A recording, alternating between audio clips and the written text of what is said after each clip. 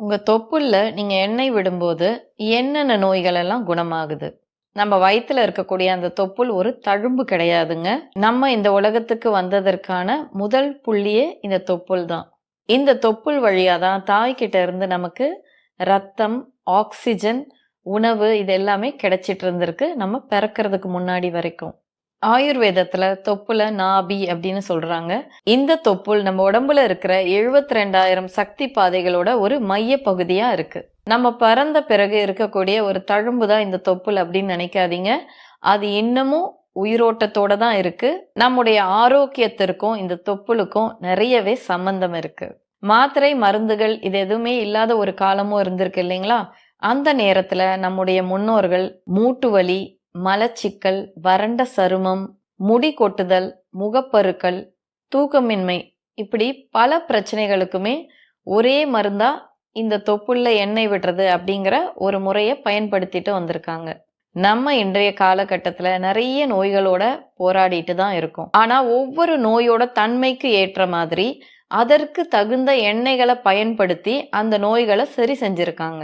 ரொம்ப எளிமையா நம்ம ஆரோக்கியமா இருக்கணும் அப்படின்னா நம்முடைய தொப்புல சரியாக பராமரிச்சாவே போதும். உதாரணத்துக்கு இப்போ ஒரு டெய்லர் இருக்காரு. அவரு தையல் மிஷின் சரியா வேலை செய்யலன்னா என்ன பண்ணுவாரு?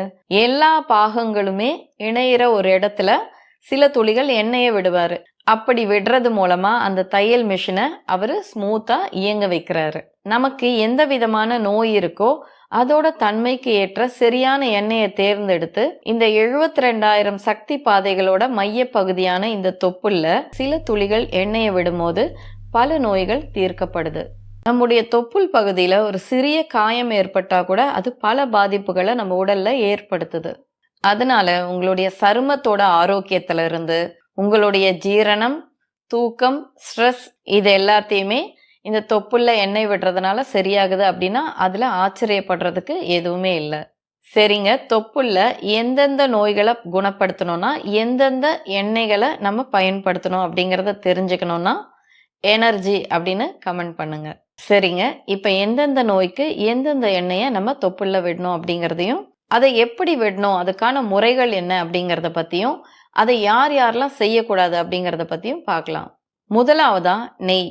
சுத்தமான நெய்யை எடுத்துக்கோங்க. நெய்யை நீங்க தொப்புள்ள விடும்போது உங்களுக்கு மலச்சிக்கல் சரியாகுது. உங்களுடைய சருமம் ரொம்ப வறண்டு இருந்தாலோ இல்ல சில பேருக்கு பாத்தீங்கன்னா உதடுகள்ல வெடிப்புகள் அதிகமா இருக்கும் இல்லைங்களா, அவங்கெல்லாம் பயன்படுத்தலாங்க. உங்களுக்கு அஜீரண கோளாறுகள் இருந்தாலோ அசிடிட்டி பிரச்சனை இருந்தாலோ நீங்களும் இந்த நெய்யை பயன்படுத்தலாம். சில பேர் எப்போதுமே ரொம்ப சோர்வாகவும் வீக்காகவும் இருக்கும் உங்களோட உடம்பு. அந்த மாதிரி இருக்கிறவங்களுக்கும் இந்த நெய்யை தொடர்ந்து தொப்புள்ள விட்டுட்டே வரும்போது அவங்க உடம்பு நல்லா உறுதியாகுது. சோர்வு இல்லாம அவங்க நல்லா சுறுசுறுப்பா இருப்பாங்க. அடுத்த எண்ணெய் என்ன அப்படிங்கறத தெரிஞ்சுக்கிறதுக்கு முன்னாடி சப்ஸ்கிரைப் பண்ணாம யாராவது புதுசா பார்த்துட்டு இருக்கீங்கன்னா சப்ஸ்கிரைப் பண்ணிக்கோங்க. அப்பதாங்க நான் போடுற வீடியோஸ் எல்லாம் உங்களுக்கு உடனுக்குடனே வரும். கூடவே அந்த பெல் ஐக்கானையும் கிளிக் பண்ணிக்கோங்க. அடுத்ததா தேங்காய் எண்ணெய். தேங்காய் எண்ணெய்க்கு இயற்கையா இருக்கிற ஒரு குணம் என்னன்னு பாத்தீங்கன்னா அது ஒரு குளிர்ச்சி தன்மை உள்ளதா இருக்கு. தேங்காய் எண்ணெயை நீங்க தொப்புள்ள விடும்போது உங்களுடைய உடம்பு சூடு உடம்பா இருந்துச்சுன்னா அந்த சூட்டை இது தணிக்குது. முகத்துல பிம்பிள்ஸ் அதிகமா இருக்கிறவங்க அப்படி இல்லைன்னா முகத்துல ரேஷஸ் அதிகமா இருக்கு அப்படின்னா நீங்களும் இந்த தேங்காய் எண்ணெயை தொப்புள்ள விடலாம். சில பேருக்கு கண்கள்ல எரிச்சல் ரொம்ப அதிகமா இருக்கும். அந்த மாதிரி கண் எரிச்சல் இருக்கிறவங்களும் கூட இந்த தேங்காய் எண்ணெயை தொப்புள்ள விடலாம். அல்சர் மற்றும் அசிடிட்டி இந்த 2 பிரச்சனை இருக்கிறவங்களுமே கூட இந்த தேங்காய் எண்ணெயை தொப்புள்ள விடலாம். பலருக்கு இப்ப இருக்கக்கூடிய ஒரு பிரச்சனை என்னன்னு பாத்தீங்கன்னா இளநரை. இந்த இளநரை மற்றும் முடி கொட்டுதல் இந்த 2 விஷயத்துக்குமே தேங்காய் எண்ணெயை தொப்புள்ள விட்டு பாரம்பரியமா சரி செஞ்சிருக்காங்க. இதை நீங்க வெயில் காலங்கள்ல அதிக அளவுல பயன்படுத்தலாங்க. அடுத்த எண்ணெய் கடுகெண்ணெய். கடுகெண்ணெய் நமக்கு ஒரு கதகதப்பை கொடுக்கக்கூடிய ஒரு எண்ணெயா இருக்கு. ஆர்த்தரிட்டிஸ், மூட்டு வலி இதனால கஷ்டப்படுறவங்க எல்லாமே கடுகெண்ணெயை தொப்புள்ள விடலாம். கடுகெண்ணெயை தொப்புள்ள விடும்போது சைனஸ் பிரச்சனைகள், சளி, இருமல் இந்த தொந்தரவுகள் இருக்கிறவங்களுக்கு எல்லாமே அது சரியாகுது. இந்த கடுகெண்ணெயை பயன்படுத்தும் போது உங்க உடம்புல இருக்கிற ரத்த ஓட்டம் அதிகரிக்குது. கடுகெண்ணெயை நம்ம தொப்புள்ள விட்டுட்டே வரும்போது நம்முடைய நரம்புகளை இது நல்லா உறுதியாக்குதுங்க. அது மட்டும் இல்ல நம்முடைய உடம்பை நல்லா கதகதப்போட வைக்குது. குளிர் தாங்க முடியாம நிறைய பேர் இருப்பாங்க இல்லைங்களா, அந்த மாதிரி இருக்கிறவங்க எல்லாம் இந்த கடுகெண்ணெயை தொப்புள்ள விடலாம். உடம்புல ரத்த ஓட்டம் ரொம்பவே குறைவா இருக்கிறவங்களும் இதை பயன்படுத்தலாம். அடுத்ததா வேப்பெண்ணெய். வேப்பெண்ணெய் அப்படின்னாவே நம்முடைய கிராமங்கள்ல அந்த வேப்பெண்ணெயை வச்சே பல நோய்களை குணப்படுத்துவாங்க. வேப்பெண்ணெயை தொப்புல விடுறதன் மூலமா ரத்தத்தை சுத்திகரிக்க முடியும். எக்ஸிமா, சொரியாசிஸ், பூஞ்சை தொற்றுக்கள் இது போன்ற தோல் நோய்கள் இருக்கிறவங்க எல்லாருமே இந்த வேப்பெண்ணெயை தொப்புல பயன்படுத்தலாம். முகத்துல முகப்பருக்கள் அதிகமா இருந்து அவங்களுடைய ஸ்கின் ரொம்ப ஆயிலியா இருந்துச்சுன்னா அவங்கெல்லாம் கூட இந்த நீம் ஆயிலை பயன்படுத்தலாம். முக்கியமா குடல்ல ஏற்படக்கூடிய அந்த புழுக்கள் இருக்கு இல்லைங்களா, இந்த வேப்பெண்ணெயை தொப்புல விடுறது மூலமா இந்த குடற்புழுக்கள் உருவாகிறது கட்டுப்படுது. இந்த வேப்பெண்ணெய் ரொம்பவே ஸ்ட்ராங்கான ஒரு எண்ணெய் அப்படிங்கிறதுனால இதை தேங்காய் எண்ணெயோட நீங்க கலந்து அதன் பிறகு தொப்புல பயன்படுத்தலாம். இதை அப்படியே நேரடியா உபயோகிக்காதீங்க.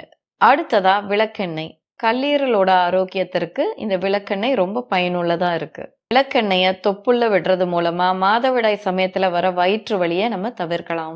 மலச்சிக்கல் பிரச்சனை இருக்கிறவங்களுமே கூட இந்த விளக்கெண்ணெயை பயன்படுத்தலாங்க. மூட்டுக்கள்ல ஏற்பட்டிருக்கக்கூடிய அந்த வீக்கத்தையும் இது குறைக்குது.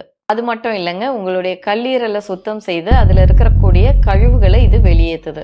உங்களுக்கு இயற்கையான முறையில பீரியட்ஸ் டைம்ல வலி இருக்கக்கூடாது அப்படின்னா நீங்க இதை தாராளமா பயன்படுத்தலாம்.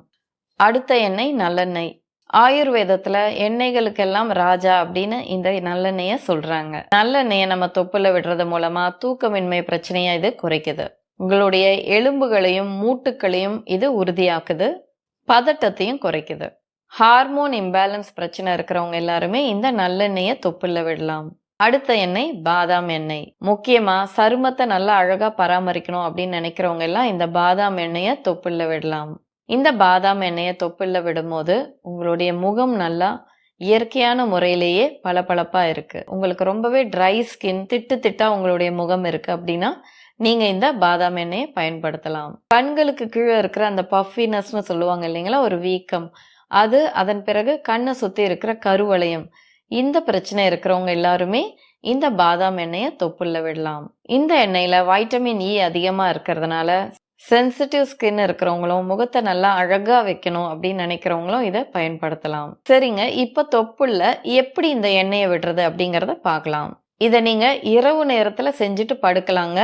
அப்படி இல்லைன்னா காலையில எந்திரிச்ச பின்னாடி குளிச்சதுக்கு அப்புறம் நீங்க இதை செய்யணும். நீங்க எப்போ தொப்புள்ள எண்ணெயை விடணும்னாலும் அதை சூடு செஞ்சு வெதுவெதுப்பான சூடுல ஊற்றணும். எப்போ நீங்க தொப்புள்ள எண்ணெய் ஊற்றினாலும் 3 அல்லது 4 சொட்டு அந்த அளவுக்கு இருந்தாவே போதுங்க. ஒரு டிராப்பரை நீங்க பயன்படுத்தலாம்.